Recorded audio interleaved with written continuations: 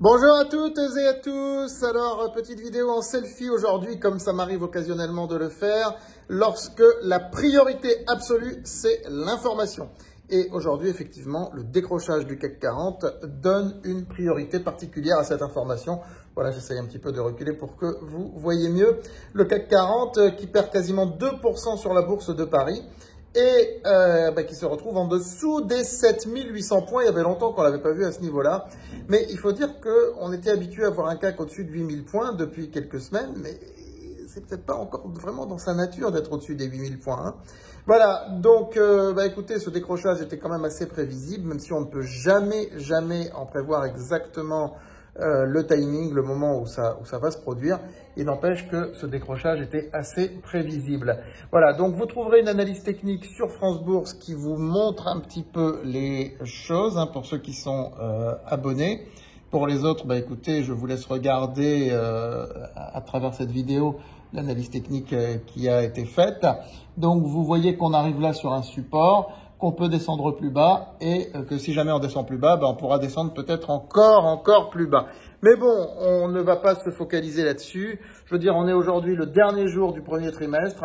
Si ça se trouve, demain, la page sera tournée, les marchés vont profiter du printemps et le CAC va remonter. Voilà, donc il n'y a pas de raison de paniquer. Hein, j'avais même recommandé des protections, souvenez-vous-en, il y a quelques semaines de ça, elles sont gagnantes. Moi, je dis qu'aujourd'hui, on les revend, les protections. On les revend et on voit comment le marché évolue. S'il rebondit, tant mieux. S'il ne rebondit pas et qu'il baisse, peut-être qu'on sera amené à prendre des protections beaucoup plus conséquentes cette fois. Hein, mais pour l'instant, il n'y a pas encore un vrai signal de forte baisse ou d'entrer dans une tendance baissière. Je ne dis pas que ça ne va pas venir, mais on n'en est pas là. On est dans un marché qui a peur de ces histoires de droits de douane avec Trump, mais on n'y comprend rien dans cette droit de douane. Il dit tout et son contraire. Et puis, s'il y a des droits de douane, faut voir aussi que les produits vont prendre de la valeur, parce que si les produits vont être plus chers aux États-Unis, les produits de luxe vont continuer de se vendre. Alors, il y aura peut-être quelque chose à faire très rapidement sur le secteur du luxe, parce que les produits de luxe, on sait très bien que plus ils sont chers, même pour certains, plus ils se vendent. Donc, ils continueront de se vendre aux États-Unis, et leur prix risque de monter aussi en Europe, du coup. Parce qu'il y a cette fameuse théorie de la parité des pouvoirs d'achat, que vous connaissez pas peut-être, qui dit que les produits, puisqu'on est dans un monde qui reste mondialisé, doivent avoir à peu près le même prix partout. Donc, même si ça fait peur à court terme tout ça, je ne suis pas sûr que ce soit forcément de très mauvaises nouvelles sur le moyen et long terme. Voilà, les marchés avaient beaucoup monté.